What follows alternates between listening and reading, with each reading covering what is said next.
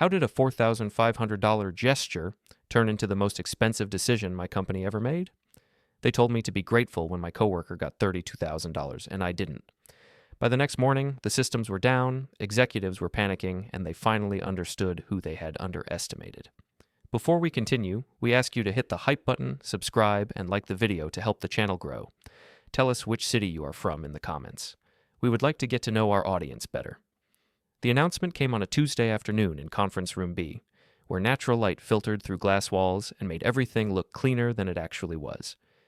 I sat in the third row, laptop balanced on my knees, watching Marlon Reeves arrange his notes at the front podium with the careful precision of someone who practiced authority in mirrors. We recognize the exceptional contributions that have made this year possible, he began, his voice carrying that rehearsed warmth executives use when discussing money they're not personally losing. Retention bonuses reflect our commitment to the people who drive innovation. I'd been with the company for 11 years. 11 years of infrastructure builds, midnight emergencies, and systems that ran so smoothly people forgot they existed. My work lived in the background, in servers that never crashed and networks that scaled without drama, invisible until it wasn't. Owen Hartley's name came first.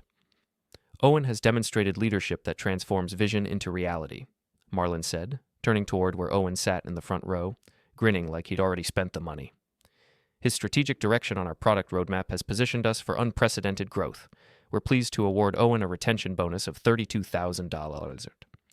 Applause rippled through the room. Owen stood, shook Marlon's hand with both of his, and turned to accept the recognition with practiced humility that fooled absolutely no one who'd worked with him for more than a week. I kept my expression neutral. Owen was good at meetings, good at slides, good at turning technical concepts into digestible narratives for people who didn't want details. He understood the performance of leadership without necessarily understanding the systems underneath it. My name came 17 minutes later, after 3 other announcements that ranged from $18,000 to $25,000. Cedric Kipler, Marlon said, glancing at his notes like he needed the reminder. Cedric's technical reliability has been a steady foundation for our operations. We appreciate his consistent dedication. His retention bonus is $4,500.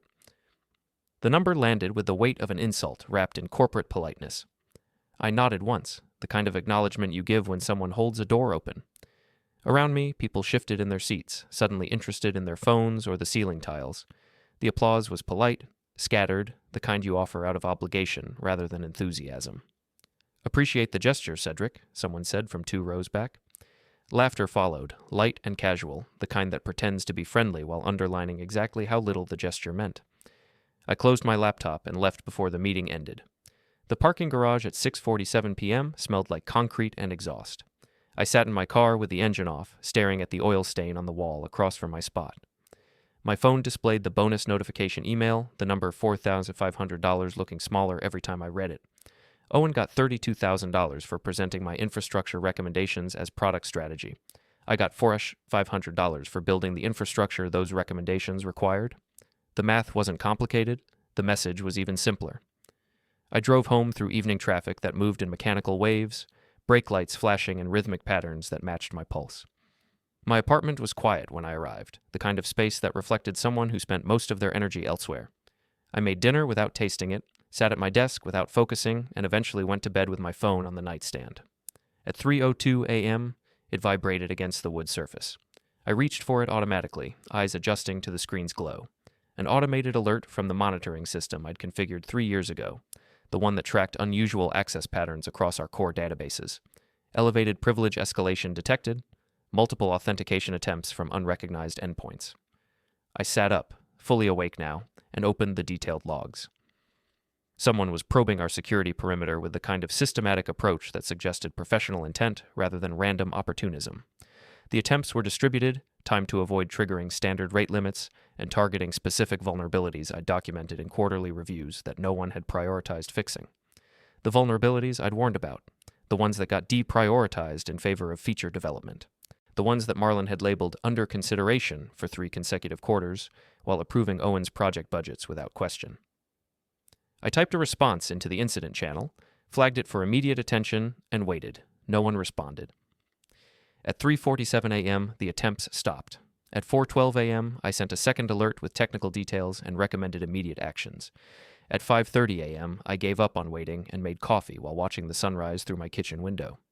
By the time I reached the office at 7:45 a.m., the first reply had appeared in the channel. Owen's name posted at 7:38 a.m., 9 words that summarized everything wrong with how this company measured value. Probably just routine scanning. Nothing to worry about. I stared at the message for longer than it deserved. Owen didn't understand what he was looking at. He saw automated alerts and assumed they were noise because he'd never built the systems that generated those alerts. He'd never spent 3 years configuring detection thresholds to minimize false positives. He'd never traced attack patterns through server logs at 4 in the morning, but he spoke with confidence, and confidence was what leadership heard. I closed Slack and got back to work. The cafeteria at 11:30 a.m. operated on a predictable rhythm. The early lunch crowd claimed tables near the windows, spreading out project plans and turning meals into working sessions. I took my usual spot in the corner, where the acoustics carried conversations without requiring participation. Owen absolutely crushed that presentation yesterday, someone said 3 tables over. I recognized the voice without looking. Junior product manager, 6 months into the role, still believing titles meant expertise. He really gets the big picture, another voice agreed. That whole section about infrastructure scalability, brilliant. I stirred my coffee and said nothing. That whole section about infrastructure scalability had started as a technical memo I'd written 8 months ago, outlining capacity planning requirements for the next 2 years. Owen had read it, simplified it, and presented it to leadership as strategic product vision. The recommendations were implemented exactly as I'd specified, but the credit flowed toward whoever spoke about it most confidently in meetings. This was normal. This was how things worked here. 6 years ago, I'd proposed the database architecture that currently handled 90% of our transaction volume. The design had taken 3 months of careful analysis, testing various approaches against projected growth patterns, evaluating trade-offs between performance and maintainability. I'd written a 40-page technical specification that detailed every decision point and explained the reasoning behind each choice. Owen had been assigned to present it to the board because I wasn't polished enough for that kind of audience. He'd converted my 40 pages into 12 slides with appealing graphics and confident language about next-generation data strategy. The board approved it. Owen got promoted. My name appeared nowhere in the executive summary. The implementation was mine. The recognition was his. 4 years ago, I'd identified the security gap that would have exposed customer data during a routine platform migration. I'd been reviewing the migration plan at 10 o'clock on a Thursday night when I noticed the authentication handoff wasn't properly configured. The vulnerability window would have been approximately 40 minutes during the cutover, but that was enough time for someone monitoring network traffic to intercept credentials for roughly 12,000 user accounts. I'd documented the risk in a detailed email sent at 10:47 p.m. I'd proposed the fix and outlined the implementation steps.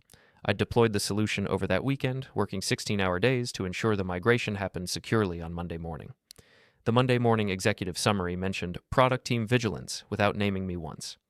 Owen told 3 people in the cafeteria that he'd coordinated the response and received a performance bonus that quarter.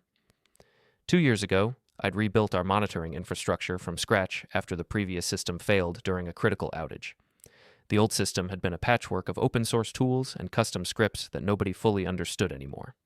When it collapsed during a database failover, we were blind for 6 hours, while revenue-generating systems struggled without proper oversight. I'd spent the next month designing a replacement. I'd evaluated commercial solutions and decided they didn't fit our specific needs. I'd written the core monitoring engine myself, integrated it with our existing infrastructure, and deployed it with comprehensive documentation that explained every component. Owen told leadership he'd coordinated the technical response and received recognition for crisis management. My contribution was summarized as technical support. The pattern was so consistent it stopped feeling like injustice and started feeling like job description. Cedric's reliable. I'd once overheard Marlon tell a hiring manager during a meeting I wasn't supposed to be near. He's not the guy you put in front of clients, but he keeps the trains running. Dependable. Dependable meant invisible. Reliable meant replaceable. I finished my coffee and returned to my desk, where 17 new tickets waited in the infrastructure queue. Routine maintenance, minor configurations, the kind of technical work that prevented disasters no one would ever notice didn't happen. At 2:15 p.m., Elaine from HR stopped by my desk with a folder and an expression that suggested she'd rehearsed this conversation multiple times before walking over. "Cedric, do you have a moment?" I minimized my terminal window. "Sure." She sat in the spare chair, smoothing her skirt with practiced professionalism. I wanted to follow up on yesterday's bonus announcement. I know there were questions about the distribution methodology. I didn't ask any questions. Right, but I wanted to clarify the thinking anyway. She opened the folder, revealing a spreadsheet with color-coded columns and carefully formatted cells. Retention bonuses are calibrated against market replacement risk. Owen's role requires specialized product expertise that's harder to source externally. Your technical skills, while valuable, align with more broadly available talent pools. The explanation was polished, probably approved by legal before she walked over here. Every word chosen to sound reasonable while delivering a message that reduced 11 years of work to broadly available. So I'm easier to replace, I said. That's not how we'd phrase it. She shifted the folder slightly, a nervous gesture that contradicted her professional tone. It's about market alignment and retention priority. We value what you do, Cedric. This is just about resource allocation strategy. I nodded slowly. I understand. She seemed relieved. Great. I'm glad we could clarify that. If you have any other questions about the process? I don't. She left. I reopened my terminal and continued working. At 4:47 p.m., a message appeared in the team's Slack channel. Owen's avatar, bright and confident, accompanied by words that crystallized everything I'd been absorbing for 11 years. Quick reminder that anyone can learn infrastructure. Real value is knowing what to build and why. Strategy, execution. 3 people reacted with thumbs up. 2 others added fire emojis. I stared at the message for a long time. Anyone can learn infrastructure. The statement revealed exactly how little Owen understood about the systems he relied on. He thought infrastructure was a commodity skill, something you could pick up from online tutorials and Stack Overflow answers. He didn't know that the monitoring system currently protecting his strategic initiatives had taken me 3 years to build. He didn't know that the database architecture supporting his product roadmap required understanding trade-offs he'd never considered. He didn't know that the security protocols preventing the kind of breach that would end his career were things I'd implemented based on knowledge that took a decade to develop. Anyone can learn infrastructure the same way anyone can learn surgery. Technically true, functionally meaningless. I closed Slack and focused on the configuration file in front of me, making adjustments to security protocols that Owen didn't know existed and wouldn't understand if he tried. At 6:30 p.m., I left the office and drove home through traffic that moved in waves of frustration and resignation. My apartment was quiet, organized, the kind of space that reflected someone who spent most of their energy at work. I made dinner, reviewed technical documentation for an upcoming system upgrade, and went to bed at 10:15 p.m. At 11:43 p.m., my phone buzzed with another automated alert. Same pattern as before, same systematic probing, same ignored vulnerabilities. I documented it, sent it to the security channel, and waited. This time, no one responded at all. The parking garage at 7:15 p.m. was nearly empty, just scattered vehicles under fluorescent lights that hummed with electrical persistence. I sat in my car with the windows cracked, letting cool air filter in while I reviewed the day's incident logs on my laptop. 3 separate security events in 72 hours, each one more sophisticated than the last, each one targeting specific infrastructure gaps I'd documented in quarterly reviews that leadership had deprioritized in favor of feature development. I'd sent detailed reports after each incident. Owen had dismissed the first one publicly.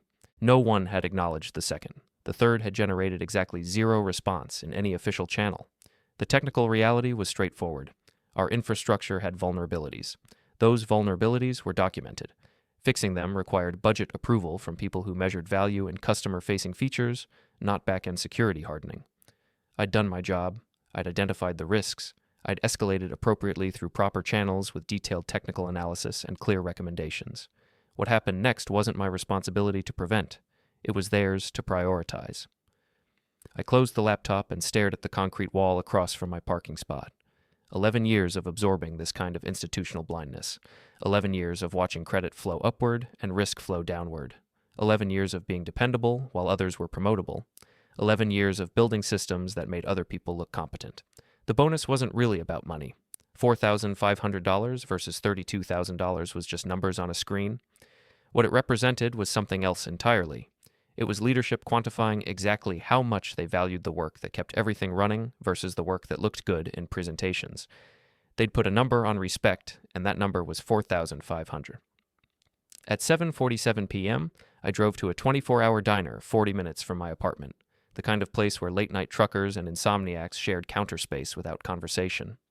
The vinyl booths were worn comfortable, The coffee was consistently mediocre, and no one asked questions about why you were there at odd hours. I ordered coffee and occupied a corner booth with my phone. Caleb Monroe answered on the third ring. "Cedric Kipler," he said, voice carrying the faint amusement of someone who'd been expecting this call eventually. "It's been, 4 years?" "5, I said, "since the merger compliance review." "Right. You were the only one at that company who actually understood what legal exposure meant." He paused. "I'm guessing this isn't a social call." "I need clarification on responsibility boundaries." "Whose responsibilities?" "Mine." The line went quiet for 3 seconds.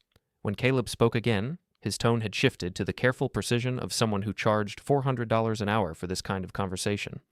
"Tell me the situation." I laid it out methodically. The security incidents, the documented warnings, the organizational hierarchy, the bonus structure that reflected who leadership considered valuable versus who they considered replaceable, the public dismissal of technical concerns, the pattern of credit reassignment. Caleb listened without interrupting. When I finished, he asked one question. "Do you have documentation showing you escalated these risks to people with budget authority?" "Yes." "And their responses?" "Dismissal or silence." "Then your responsibility ends where their authority begins." He paused, and I could hear him shifting position, probably sitting up straighter. "You've done your job, Cedric. What they do with that information is their choice, and their liability. Walk me through that." "You're in an advisory role. You identify risks, document them, escalate them through proper channels. That's your obligation. When people with decision-making authority receive those warnings and choose not to act, the responsibility transfers to them. If something happens after that, the question isn't whether you did your job. The question is whether they did theirs." "What about ongoing obligations?" "If you've documented the risks and escalated to the appropriate level, your ongoing obligation is to not actively make things worse. You don't have to keep protecting people from their own decisions. You don't have to volunteer extra warnings after they've ignored the first 3.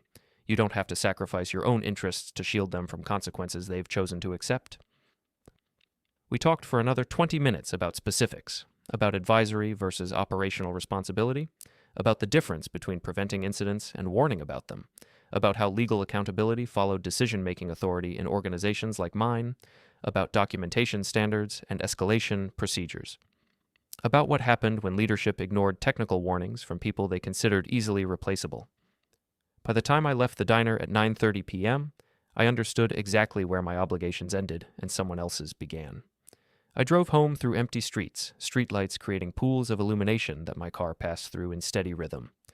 My apartment building was quiet when I arrived, most residents already asleep or pretending to be. I spent 3 hours in my spare bedroom, organizing files I'd accumulated over 11 years, email chains showing security recommendations, meeting notes where I'd raised infrastructure concerns, quarterly reviews where I'd outlined risks that weren't addressed, Slack conversations where Owen had publicly dismissed technical warnings I'd made privately, performance reviews that praised my reliability while ensuring I stayed exactly where I was. I created folders by date, by topic, by personnel involved. I backed everything up to 3 separate locations, encrypted and time-stamped.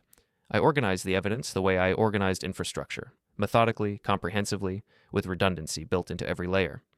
At 1:15 a.m., I reviewed the organizational chart and traced decision-making authority for infrastructure spending. Marlon Reeves approved budgets.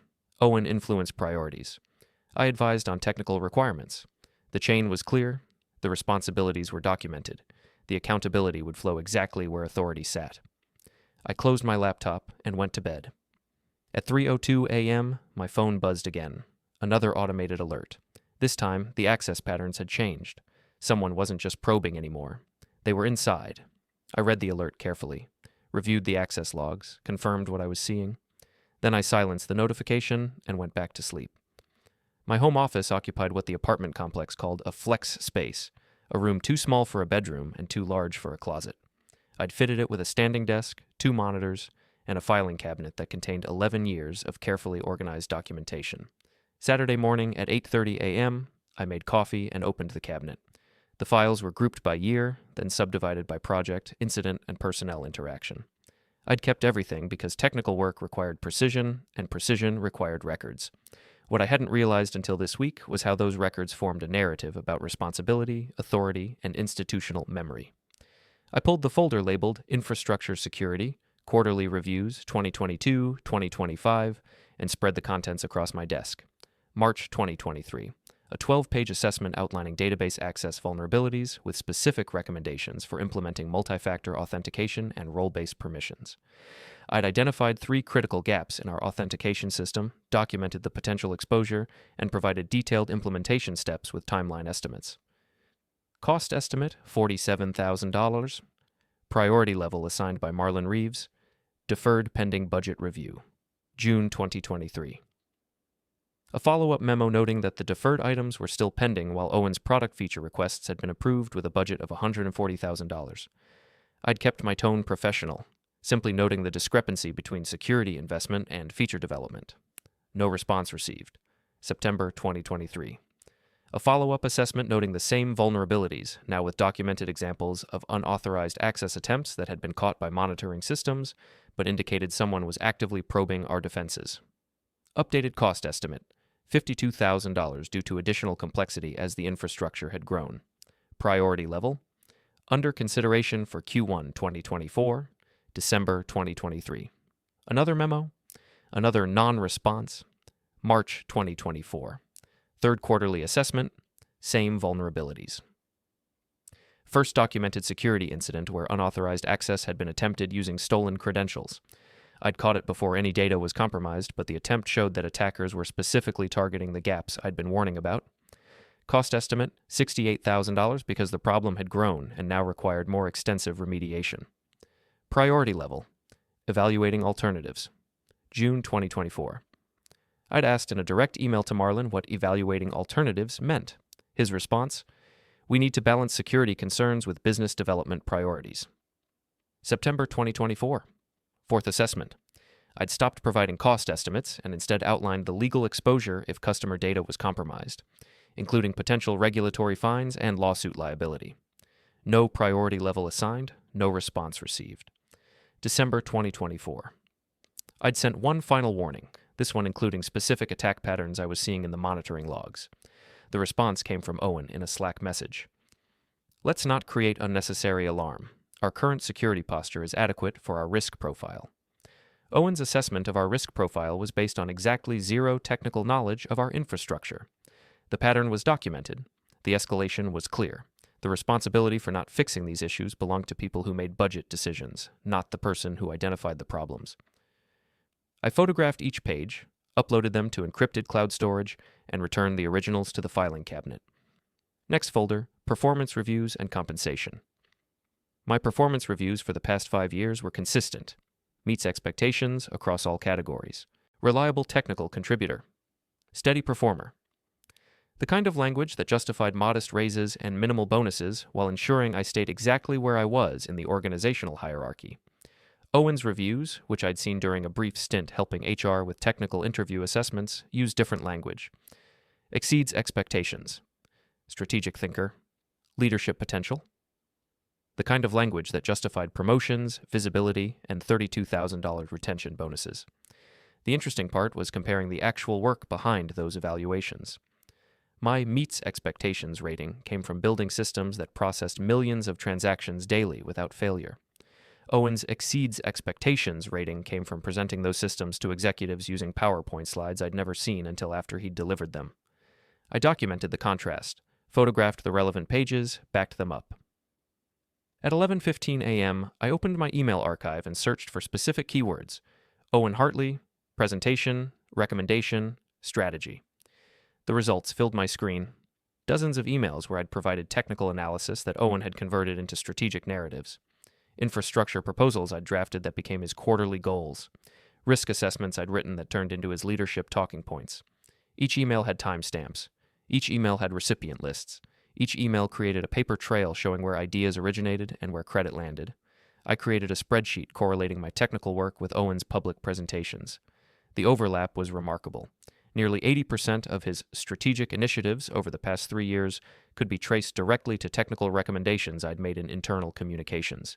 The database architecture project, the monitoring infrastructure rebuild, the capacity planning framework, the security protocol updates, the disaster recovery procedures.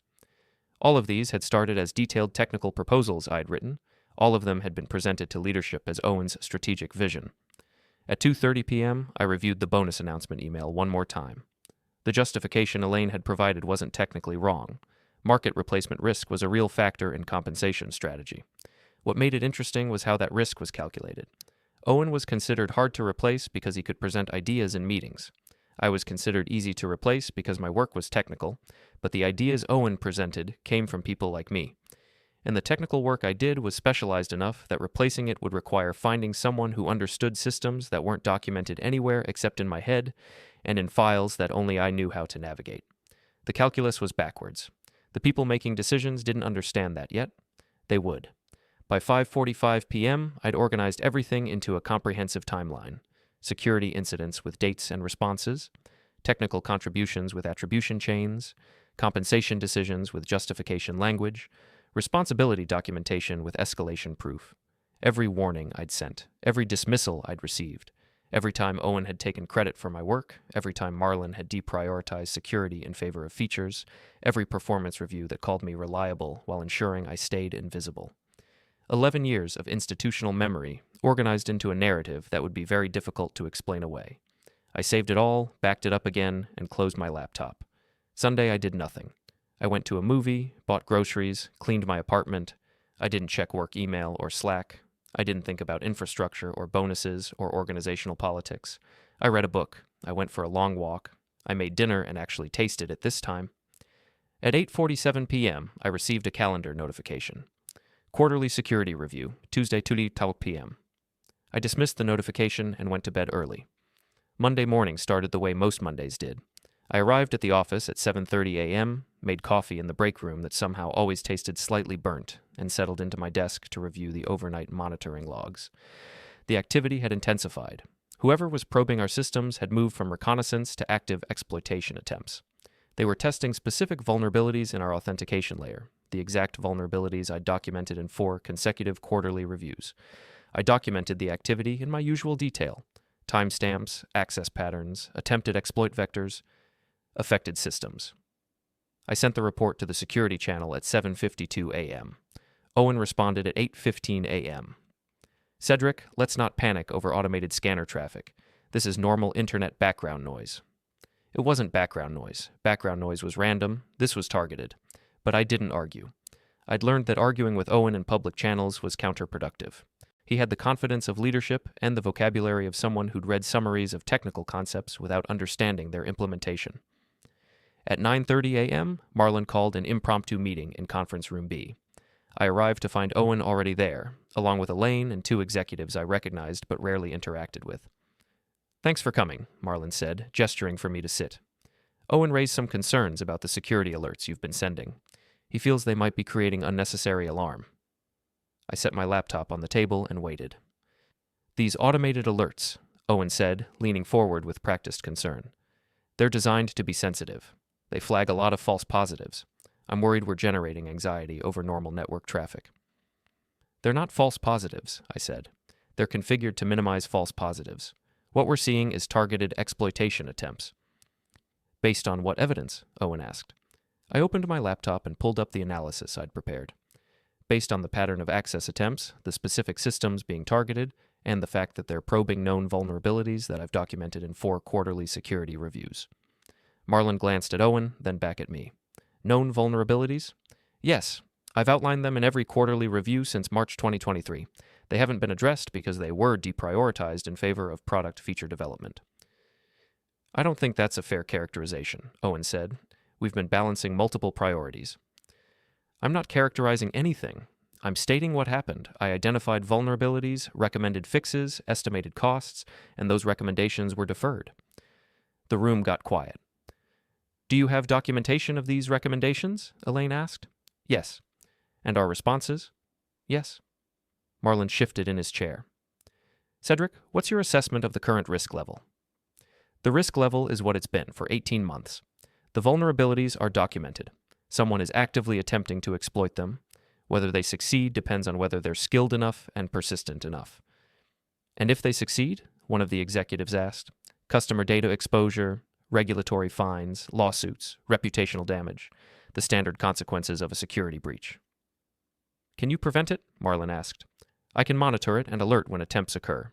I can't prevent it without implementing the fixes I've been recommending since 2023. Those fixes require budget approval and prioritization. Owen cleared his throat. I think we should consider whether Cedric's risk assessment might be overstated. Sometimes technical people can be a bit too cautious. I looked at him for a long moment. You're welcome to provide your own technical assessment. I'm saying we should balance security concerns with business realities. The business reality is that we have documented vulnerabilities and documented exploitation attempts. What you do with that information is up to you. The meeting ended 15 minutes later with no decisions made and no actions assigned. At 11:45 a.m., I received a Slack message from Elaine asking for copies of the quarterly security reviews I'd mentioned. I sent them. At 2:47 p.m., my phone buzzed with another automated alert. The exploitation attempts had succeeded. Someone had gained unauthorized access to a peripheral system that wasn't critical but was connected to systems that were. I documented it, sent the report, waited. At 4:15 p.m., Owen posted in the team channel. Minor security event this afternoon, already contained. No customer impact. Our systems performed as designed. Our systems hadn't performed as designed. Our systems had been compromised exactly the way I'd warned they would be. But Owen's message sounded confident, and confidence was what leadership wanted to hear. At 5:30 p.m., I left the office and drove home. At 11:02 p.m., the real attack began. My phone erupted with alerts. Multiple systems simultaneously. Coordinated access attempts across every vulnerability I documented. Whoever had gained access to the peripheral system was using it as a launching point for a comprehensive breach. I sat up in bed and watched the alerts cascade across my screen. Database access attempts, file system enumeration, privilege escalation, everything I'd warned about, happening in real time. I grabbed my laptop and started documenting. Every alert, every timestamp, every affected system. The attack was sophisticated, coordinated, and leveraging exactly the gaps I'd identified in 18 months of security reviews. At 11:47 p.m., the first executive-level alert triggered. Systems were failing, data integrity was compromised, customer-facing services were degrading. My phone rang at 11:52 p.m., Marlin's name on the screen. Cedric, we need you. Something's happening to the systems. I know. I'm watching it. Can you stop it? I can document it. What do you mean, document it? We need you to fix it. I can't fix vulnerabilities I've been warning about for 18 months in the middle of an active attack. The time to fix them was when I first recommended it, or the second time, or the third time, or the fourth time. Cedric, this isn't the time for... I'm not being difficult. I'm being accurate. The attack is exploiting specific vulnerabilities. Those vulnerabilities can't be fixed in real time. They require the kind of systematic remediation I outlined in my quarterly reviews. Then tell us what to do. I can advise. I can't implement. Implementation requires access, authority, and budget I don't have. You have access. You built these systems. I have technical access. I don't have authorization to make the kind of changes necessary to stop this. That authorization comes from you. The line went quiet for several seconds. How bad is it? Marlin finally asked. You'll need to convene the executive team. This is going to require external cybersecurity response, legal counsel, and probably regulatory notification. Regulatory notification? Customer data is exposed. That triggers reporting requirements. I could hear him breathing on the other end of the line. Emergency meeting in 2 hours, he said.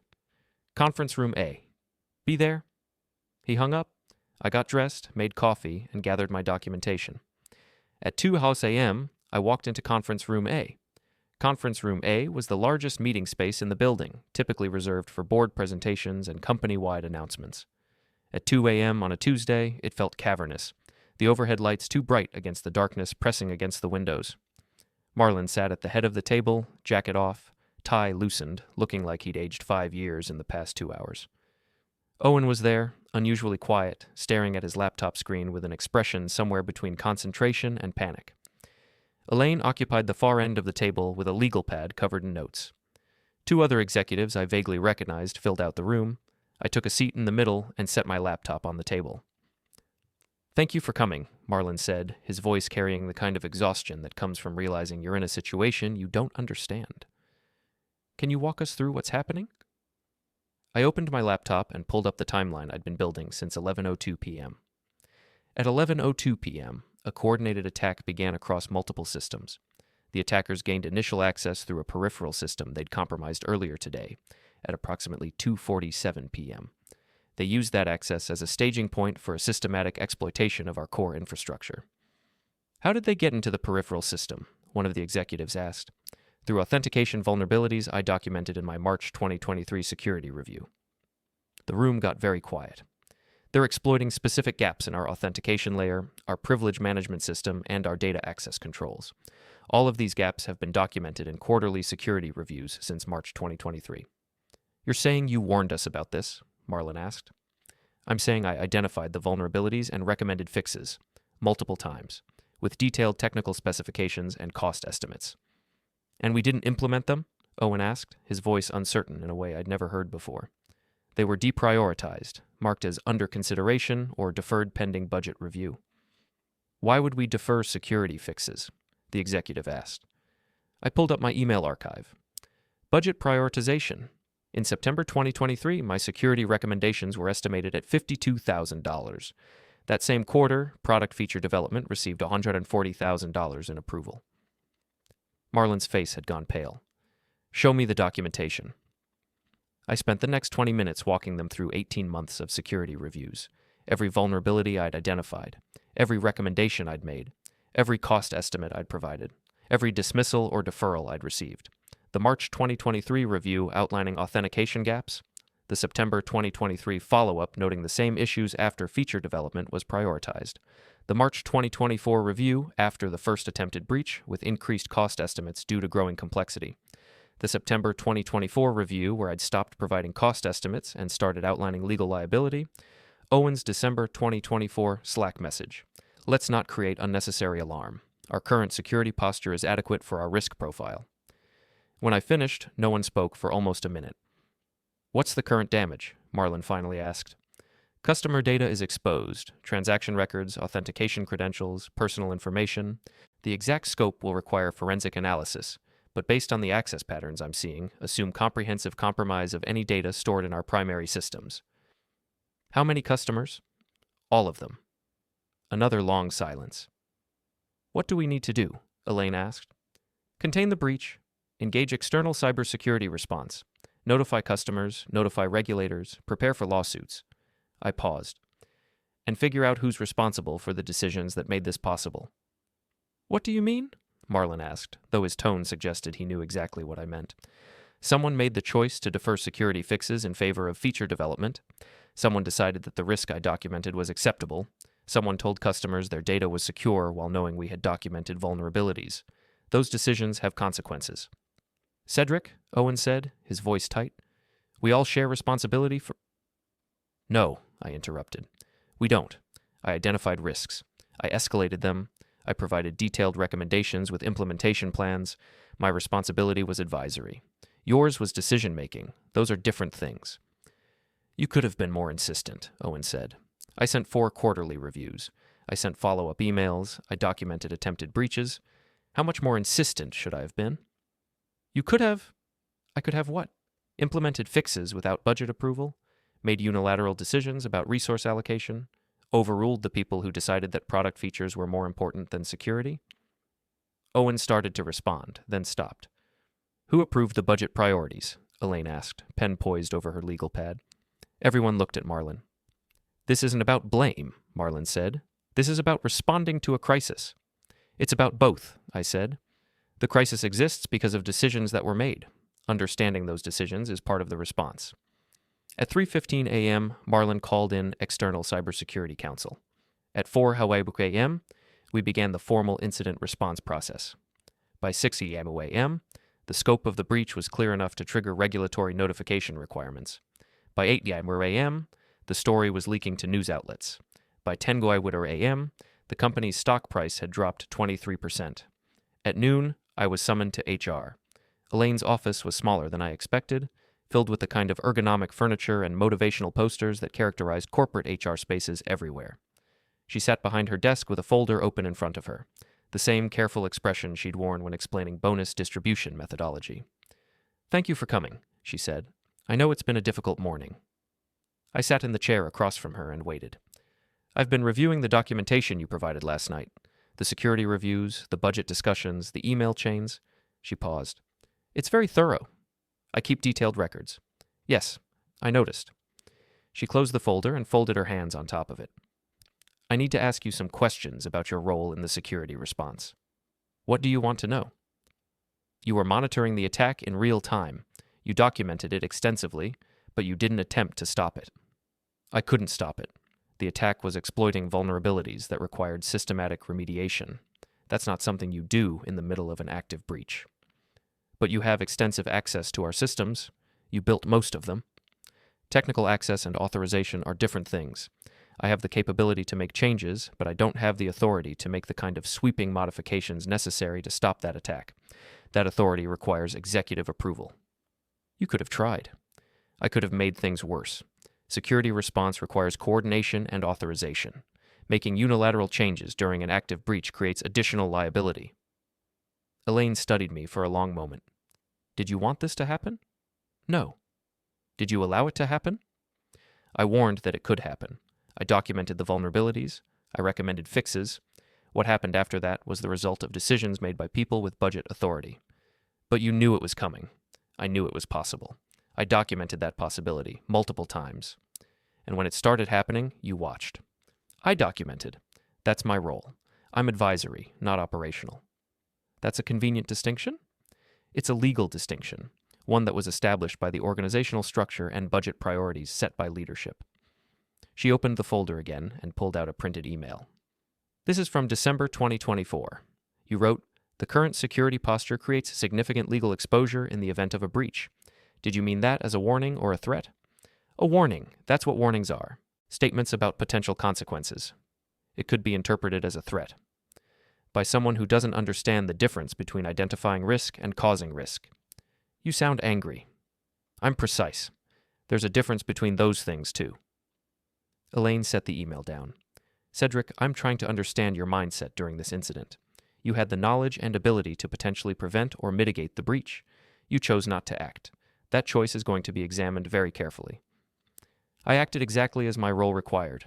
I identified vulnerabilities, escalated them, documented them, and monitored systems. When the breach occurred, I provided detailed analysis and recommended appropriate response measures. What I didn't do was exceed my authority or take unilateral action that could have created additional liability, or you were protecting yourself legally while letting the company suffer. I was doing my job while leadership dealt with the consequences of their choices. She closed the folder. We'll need to continue this conversation with legal counsel present. That's fine. I have my own counsel available as well. Her expression shifted slightly. You've already retained counsel? I consulted with legal experts about responsibility boundaries several days ago, before the breach. Why? Because I wanted to understand where my obligations ended and someone else's began. She stared at me for a long time. You planned this. I documented vulnerabilities and prepared for the possibility that leadership would continue ignoring them. That's not planning an attack. That's planning for the consequences of other people's decisions. That's a very fine line.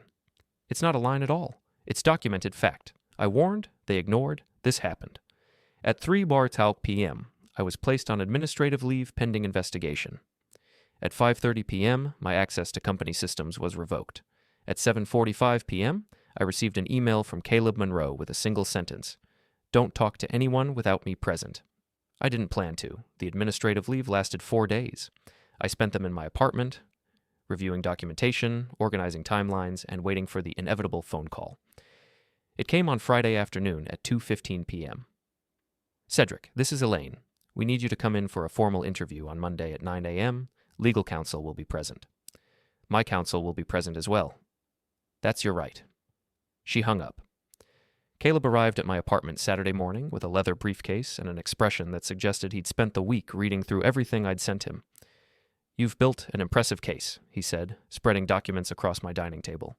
Every warning documented, every dismissal recorded, every budget decision traced. This is either the most thorough CYA documentation I've ever seen, or you're the most paranoid engineer in the industry. Can't it be both? He smiled slightly. The company's in serious trouble. The breach exposed data for approximately 180,000 customers. Early estimates suggest regulatory fines in the 8-figure range. Lawsuits are already being filed. Their stock price is down 34% from Monday's open. And they're looking for someone to blame. They're looking for anyone to blame who isn't executive leadership. You're a convenient target. senior technical person who had access, knowledge, and according to them, the ability to prevent this. I didn't have the authority to prevent it. That's what we're going to establish. Walk me through the organizational structure. I spent the next 2 hours detailing the hierarchy. Who had budget authority? Who made prioritization decisions? Who approved or deferred security recommendations? Who had operational responsibility versus advisory responsibility?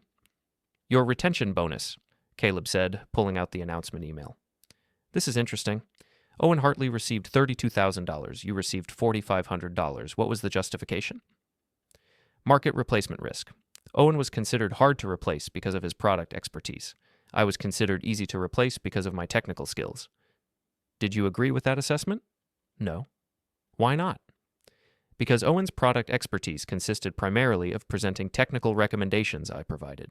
His strategic vision was my infrastructure planning with different vocabulary. Can you prove that? I pulled up my laptop and showed him the correlation spreadsheet. Technical recommendations I'd made mapped against Owen's strategic presentations, email timestamps showing the flow of information, presentation slides that used my exact language with minor modifications. Caleb studied the data for a long time. This is going to be a problem for them. How so? Because they've positioned Owen as the valuable, hard-to-replace strategic leader. If you can demonstrate that his strategic contributions were actually your technical analysis, then their entire justification for the bonus disparity collapses. And if that justification collapses, it raises questions about their ability to assess actual value and risk within the organization, which connects to the security decisions. Exactly. If they couldn't accurately assess who was providing actual value, how could they accurately assess which security risks to prioritize? We worked through the weekend, building a comprehensive timeline that connected everything: the bonus disparity, the credit reassignment, the security warnings, the budget decisions, the dismissals, the breach. By Monday morning at 8:30 a.m., we had a narrative that was very difficult to argue with. The conference room on Monday morning was different from the emergency meeting space. This one was designed for formal proceedings, with recording equipment visible on the table and a court reporter stationed in the corner. Marlon sat on one side of the table with two lawyers I didn't recognize. Elaine was there with her legal pad. Owen was notably absent. Caleb and I took seats across from them. This is a formal interview regarding the security breach that occurred on the morning of December 17th, one of the lawyers began. Mr. Kipler, you understand that this conversation is being recorded and transcribed? Yes.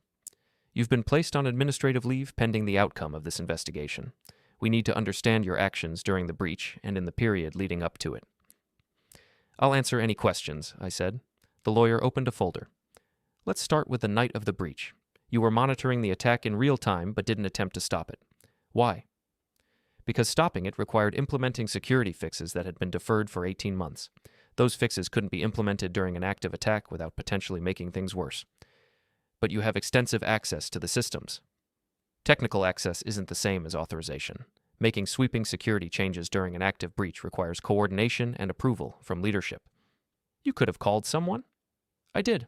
I called Marlon Reeves at 11:52 p.m. He asked what we should do. I told him we needed external cybersecurity response and executive authorization for emergency changes. But you didn't make those changes yourself. Because I don't have the authority to make those decisions. I'm in an advisory role. The lawyer glanced at his notes. Mr. Kipler, your job description lists you as Senior Infrastructure Engineer with operational responsibility for core systems. That's a title, not an accurate description of my actual authority. My operational responsibility is limited to routine maintenance and minor configurations. Major changes require budget approval and executive authorization. Who determines what constitutes a major change? The people with budget authority, which isn't me. The lawyer pulled out another document. This is your quarterly security review from March 2023. You identified vulnerabilities and recommended fixes with a cost estimate of $47,000. What happened to that recommendation? It was deferred pending budget review. By whom? Marlon Reeves. Marlon shifted in his seat but said nothing. And you followed up on this recommendation? In June, September, and December of 2023. Then March, June, September, and December of 2024. 8 times. 8 formal quarterly reviews, plus additional emails and informal discussions. And each time the recommendation was deferred? Yes. Why?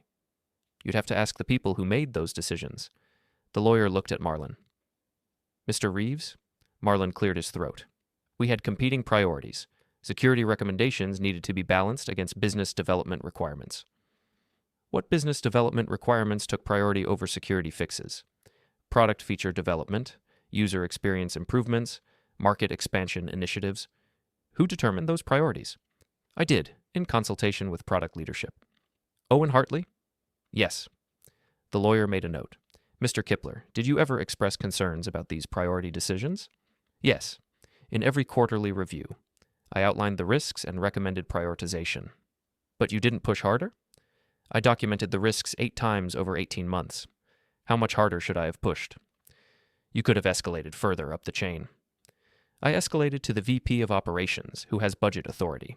That's the appropriate escalation level for security recommendations requiring financial approval. Caleb leaned forward slightly. I'd like to introduce some additional documentation. He pulled out the correlation spreadsheet. This shows a pattern of technical contributions from Mr. Kipler being presented as strategic initiatives by Owen Hartley. Over the past 3 years, approximately 80% of Mr. Hartley's strategic presentations can be traced directly to technical recommendations Mr. Kipler provided. The company lawyer frowned. What's the relevance? The relevance is that Mr. Hartley was awarded a retention bonus of $32,000 based on his perceived strategic value, while Mr. Kipler was awarded $4,500 based on perceived replaceability. If Mr. Hartley's strategic value was actually Mr. Kipler's technical analysis, then the company's assessment of relative value was fundamentally flawed. That's not relevant to the security breach. It's completely relevant, though it demonstrates a pattern of misattributing value and authority within the organization. If leadership couldn't accurately assess who was providing actual strategic value, how could they accurately assess which security risks to prioritize? The lawyer looked at Marlin. Is this accurate? Were Mr. Hartley's strategic initiatives based on Mr. Kipler's recommendations? Marlin didn't answer immediately. Owen synthesized technical information into strategic vision. That's not what I asked. Were his strategic presentations based on technical recommendations from Mr. Kipler? Many of them were informed by technical input from various team members, including Cedric. Caleb pulled out more documentation. Email chains showing specific technical recommendations from me that appeared verbatim in Owen's presentations days or weeks later. Performance reviews that gave Owen credit for initiatives I'd proposed. Meeting notes where Owen presented my infrastructure planning as his product strategy.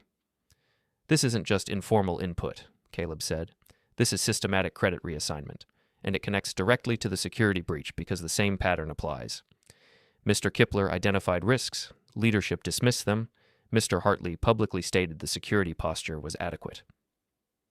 Now the breach has occurred exactly as Mr. Kipler warned, and you're attempting to assign responsibility to the person who warned rather than the people who ignored the warnings. The room went quiet. Let's take a 15-minute break, the company lawyer said. When we returned, Marlin looked like he'd been having a very difficult conversation with his legal team. Mr. Kipler, the lawyer said, what would you consider an appropriate resolution to this situation? Caleb answered before I could. Full documentation of the decision-making chain that led to the security recommendations being deferred. Acknowledgement that Mr. Kipler fulfilled his advisory responsibilities appropriately. Correction of the performance records and compensation decisions that misattributed value within the organization. And no liability assigned to Mr. Kipler for breach consequences that resulted from executive decisions. That's a significant ask. It's a documented fact pattern. You can accept it now or have it presented in discovery during the inevitable lawsuits. The lawyer looked at Marlin, who looked at his own lawyers, who nodded slightly. We'll need time to discuss this internally, the lawyer said. Take all the time you need, Caleb replied, but Mr. Kipler won't be making any statements or accepting any liability in the meantime. The interview concluded at 11:30 a.m. The call came 6 days later, Thursday afternoon, 3:15 p.m. Cedric, this is Elaine. Can you come to the office tomorrow at 10 a.m.? The board wants to meet with you. Will counsel be present? That's up to you. This isn't an adversarial meeting. I called Caleb. He cleared his schedule. Friday morning at 9:45 a.m., we walked into the building together. The lobby was quieter than usual, security protocols visibly tightened since the breach. We took the elevator to the executive floor, where glass-walled conference rooms looked out over the city. The boardroom was exactly what you'd expect. Long polished table, leather chairs, floor-to-ceiling windows. 7 board members sat on one side. Marlin sat at the end, looking diminished in a way I'd never seen before. Owen was not present. Caleb and I took seats across from them. Thank you for coming, the board chairman said. He was in his 60s, gray hair, expensive suit, the kind of presence that came from decades of corporate authority. "I'm Theodore Vance, board chairman. We've spent the last week reviewing the circumstances of the security breach and the events leading up to it." I nodded, but said nothing. "We've examined the documentation you provided, the quarterly security reviews, the budget decisions, the email chains, the performance records." He paused. "We've also retained an independent forensic team to analyze the breach and determine responsibility." "And?" Caleb asked. "Their findings confirm your account. The breach exploited vulnerabilities that were documented in 8 separate security reviews over 18 months. Those vulnerabilities were consistently deferred in favor of feature development. The decision-making chain is clear." "So you understand that Cedric fulfilled his responsibilities appropriately?" "We understand that Mr. Kipler identified risks and escalated them through proper channels. What happened after that was the result of decisions made at the executive level." "Specifically?" Theodore looked at Marlin. "Mr. Reeves made budget prioritization decisions that deferred security fixes. Mr. Hartley provided input that characterized the security risks as acceptable. Both of them made statements minimizing the documented risks. What happens to them?" "Mr. Reeves has been placed on administrative leave pending further review. Mr. Hartley's employment has been terminated." The words landed in the quiet room like stones in still water. "The board has also completed a compensation review," Theodore continued. "We found significant discrepancies between documented contributions and attributed credit. Mr. Hartley received recognition and compensation for strategic initiatives that originated from technical recommendations made by others, particularly Mr. Kipler." He pulled out a document and slid it across the table. "This is a corrected compensation package. It includes back pay for the disparity between your retention bonus and Mr. Hartley's, adjusted performance bonuses for the past 3 years based on documented contributions, and a settlement agreement that releases you from any liability related to the breach." I looked at the number. It was substantial. They offered me the title too: Vice President of Infrastructure and Security, direct line to the CEO, budget authority, a seat at the table, everything I'd been denied for 11 years. I asked for the full terms. I read them carefully. Authority matched to responsibility, control instead of blame. Caleb raised the real question.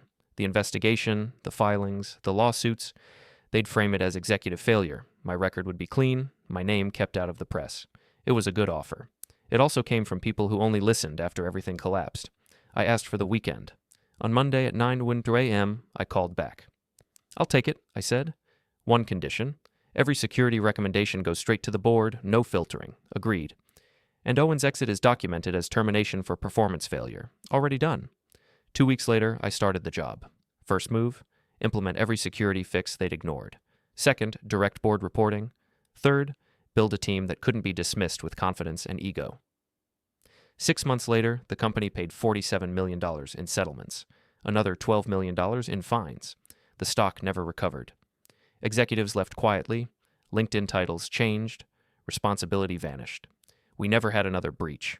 The retention bonus stayed in my account, not as a reward, but as proof. They mistook silence for weakness. They mistook volume for competence.